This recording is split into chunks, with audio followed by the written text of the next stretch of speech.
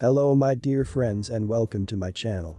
Don't forget to make yourself a cup of tea or a hot chocolate with marshmallow if you want, because today we have very interesting stories, and one of them is a story about a woman who tried to destroy Halloween tradition and finally got what she deserved.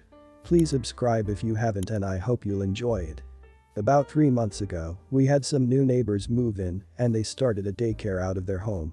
The kids really haven't been as much of an issue as I was expecting, aside from some occasional noise. The parents, on the other hand, oh god, the parents.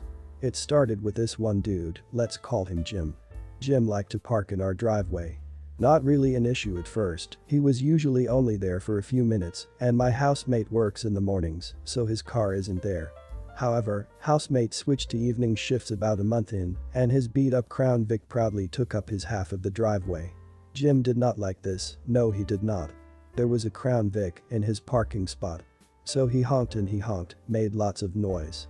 Much to the shame of his two young boys. Now, me, not being freaking insane, went outside to go see who was honking out front of our house at 8 a.m. Cue this exchange. You're in my spot.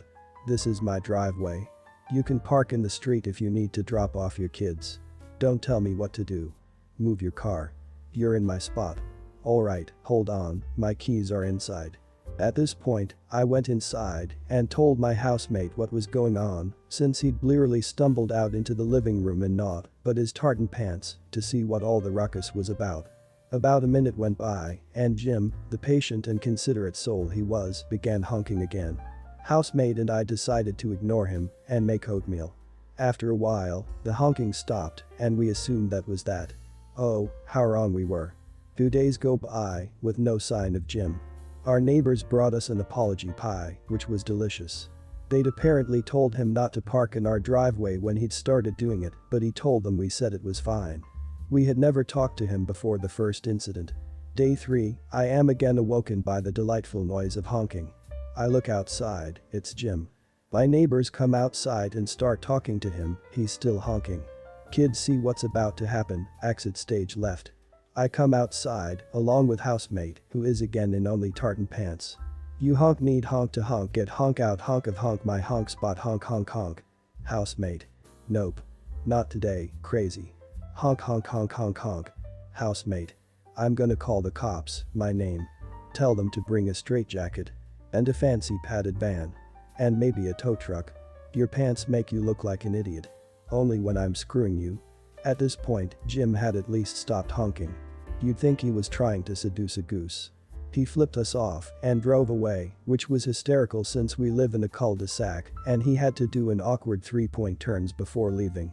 The police sent a squad car and we gave them what information we had. They also talked to the neighbors as well as doing a wellness check on Jim's kids, who mostly just seemed embarrassed. They offered to send someone out the next morning and we agreed since we were tired of the noise. Side note, the officer said my housemate's pants were pretty sweet. The next day, Jim showed up in his ugly sedan. He sat in his car and the honking began. But this time, what joy. Justice prevailed. Jim got arrested and now has to pay bail. Turns out he had a warrant out for his arrest for something else. I heard he assaulted a cashier or something, but I'm not sure how true that is.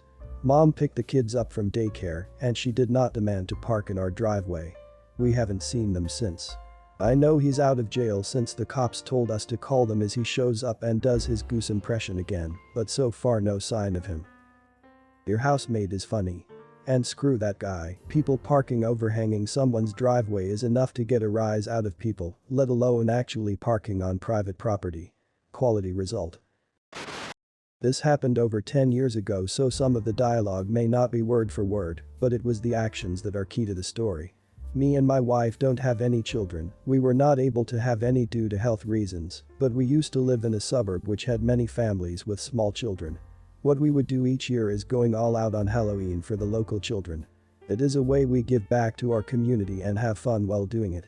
We probably have enough Halloween decorations and animatronics to supply a couple haunted houses with stuff left over. So we try to do something different every year for the kids and dress up to hand out candy. It is our favorite holiday. Each year we would divide the decorations. In the backyard we had stoves, scary music, fog machines, several animatronics, and it was pretty cool but intimidating to some of the smaller children. Some kids would cry out of fear if their parents suggested going through the backyard to get candy. In the front yard we had some more tame decorations, and my wife was dressed up handing out candy. In the backyard I had a huge candy dish set up, but I was hidden out of sight controlling some of the effects and animatronics.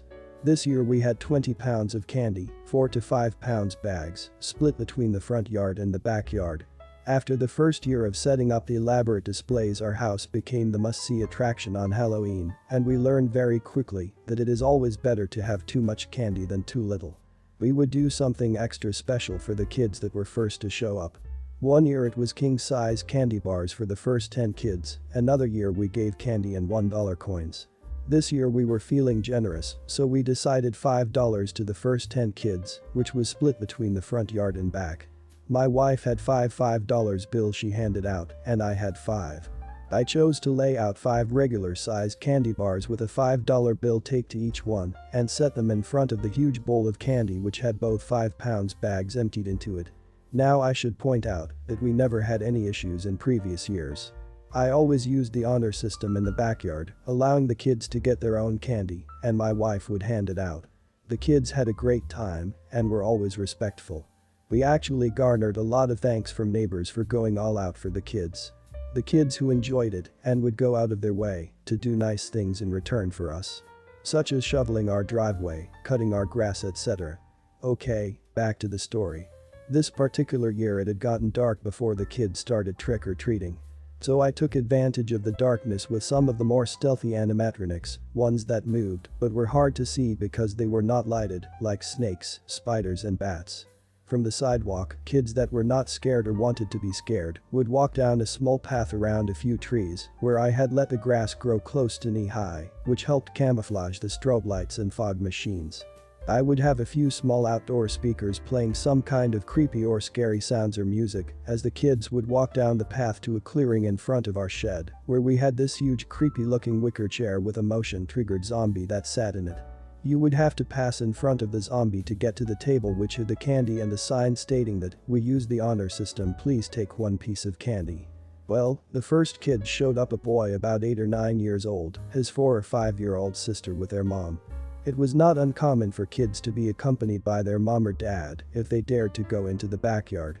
Both kids took one look down the dark path and chose to go to the front yard for candy. This continued for about 10 minutes before a kid about 13 or 14 gathered up the courage to come through the backyard. Yes, I scared the crap out of him, but when he made it to the table he just stood there. I wasn't sure if he was still shook up from the zombie jumping up because he just stood at the table for a moment afraid to take any candy. This happens a lot too because they think something will grab them if they touch the candy. One year we used a candy bowl with a hidden hand that would do just that, but not this year. I set down the controls and stepped out from the shadows, which scared him again. I was wearing a long black cloak and black gloves and skeleton face makeup to assure him that he could take one of the $5 candy bars. He grabbed it and ran quickly back up the path to what I guess was a younger brother who had received candy from the front door. Me and my wife had a system to communicate when someone would take one of the $5 candy bars so we could make sure no one would go to the backyard and then try to go to the front yard. I would flip the floodlights on the corner of the house, which she could see. We had a sign along our wooden fence that pointed out that you could choose the scary path or the less frightening front door so parents didn't have to take small kids into the backyard and leave with them crying from being scared. It was probably 5 minutes before 2 kids that looked about 10 or 12 years old came through the backyard together. They walked slowly, teasing each other along the way, jumping and screaming out of fear occasionally when one of the bats or spiders or other animatronics activated by their proximity or motion. They eventually made it to the candy table after screaming when the zombie lurched forward as they walked past it, but each took $5 bars. This left me with 2 more to give out, and then I would be on the normal fun size Halloween candy, 5 pounds of Snickers, Twix, Milky Way, 3 Musketeers, and Hershey's. The next group I could see was 2 smaller kids, around 3 to 5 years old, with an obese kid who looked 14 or 15 accompanied by EM. The 2 little ones made their way to the front porch after EC motioned for them to go get candy. Then EM and EC decided to walk down the path into the backyard together. One of the first things I hear wasn't a startled scream, but the stuck-up witch voice of EM. What a horrible waste of money. This is ridiculous. It was shrill and snide sounding. What she said angered me a bit, but I didn't want to ruin it for her kid, so I rushed to reset the zombie and to take cover. Now, EM made sure she was speaking loudly enough so that anyone in the backyard could hear her. This isn't something for kids. This is sick. I assumed it was a front to make herself not sound scared.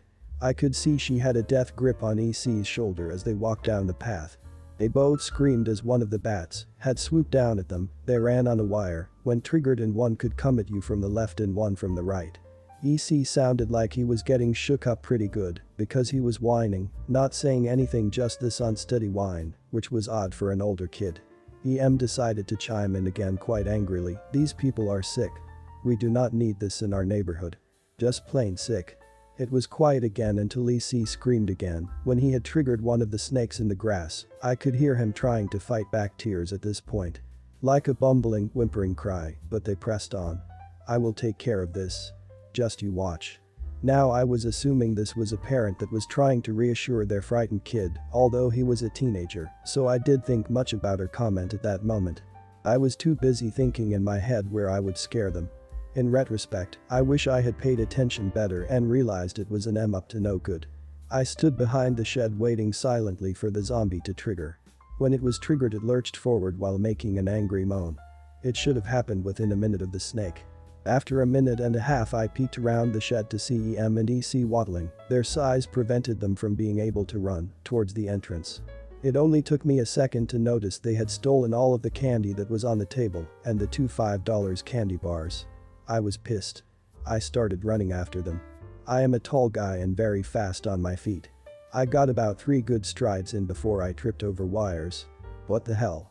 I looked down and saw that M had cut the wires on the animatronic bats. When I looked up again, I could see her gathering her 2 little ones and hurrying them to a car with EC. I was seething at this point. Her car was parked in front of my next-door neighbor's house. I was at full speed as the car started, and she stomped on the gas as I punched her passenger window, where her fat EC was holding the full candy bowl up with a huge grin on his tear-streaked face. The window didn't break, it only made EM recklessly speed out of the parking spot, with no regard for the kids that were trick-or-treating all over the neighborhood. Several parents and neighbors came up and asked me what was going on. I explained what they had stolen. Thankfully, one of the parents had got the license plate number before she got off our street. I was ticked, but realized that we had other kids that wanted to visit. I closed the gate and explained to my wife what had happened. We decided to split the front door candy so we could at least pass out candy in the backyard, allowing other kids to enjoy our haunt. When I went back there to fix what EM had broken, I realized that she had cut power cords as well. Freaking witch. I took the candy back to my wife at the front door, knowing it would take me a while to fix the damage. I quickly began making repairs and adjustments. About 5 minutes later, the police had shown up thanks to a neighbor that had called them. They took a description of the car and plates while I filed a report about the incident. By time I had finished with the police, the 2-hour trick-or-treating had ended. My wife had about half a bowl of candy left and said she might have seen about 100 kids. I had seen 3 and 2 thieves who ruined the rest of the night for the other children that wanted to attend. We had considered holding over for another night and allowing kids to come again, but unfortunately the weather had got cold and very rainy, which plays hell on our animatronics. It was a few days before the cops had located EM. She lived almost 30 miles away and brought her kids to my neighborhood because they had heard the rumors about our mini haunt. She and her son were charged with destruction of property, vandalism, and criminal mischief. Apparently several cops' kids were supposed to attend but never got the chance after EM and EC, which angered several officers. EC was charged as a minor. The police also recommended I also file a lawsuit in civil court for the damages, which I gladly did. The fallout. In court, EM and EC tried to claim that I was bringing Satanism into the community, a community she didn't live in, and that she felt that she had to do something. They were as snide as ever in court. EM was found guilty of destruction of property and vandalism, but not criminal mischief. She got 6 months in county jail. EC was removed from her home and spent the next 2 years in juvenile detention. Apparently this was not the first time he was in trouble.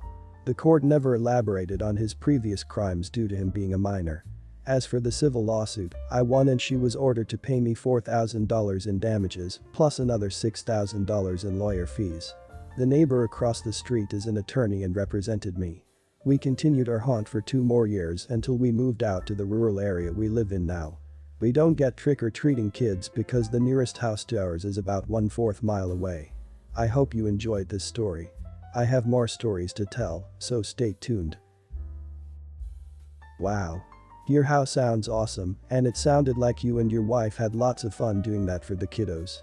Anyways, I'm glad the EM and EK didn't get away with what they did. So found out my, now ex-boyfriend was cheating on me and gave him a few hours to pack some essentials and leave my house.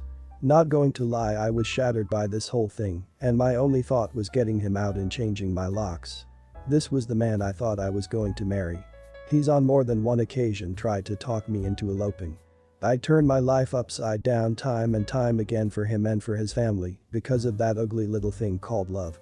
I packed the pups up and went to my parents while he packed cue the phone call from his mom. She's sobbing, I'm sobbing. She's telling me how sorry she is and please can't I forgive him. He has nowhere to go. She said some awful things about him actually, but under it all was that undercurrent of me letting this go because he loves you and I need to take him back and work it out. Yay, he also loves his new little side piece too according to his chats, but I digress. When I don't budge, she sobs out that she is too upset to talk. I'm sorry, which one of us got cheated on? And she'll call me back before she hangs up. And then she talks to my mother. Almost word for word repeats it all to her. I don't know if she realized I'm sitting there with her. The only difference is she tries to guilt my mom into talking to me about forgiving him because he has nowhere to go, he's in a hotel. He has to stay in a hotel, he can't afford that. She has to forgive him. When my mother informed her that really isn't any of our concern right now. I'm too upset to talk. I'll call you back. Been over a week. I don't think either of us are getting that call back. If he needs his mother to do his talking for him, you're better off without him anyway, cheating or not. Let him stay with his little side piece. Well guys, that's it for today. If you end up enjoying this video, please consider subscribing, and if you missed the last episode on the channel, I'm gonna link it right here. The story is about a woman who demanded she stay in the hotel and then put her child in danger. Check this out if you haven't, and I'll see you in my next video.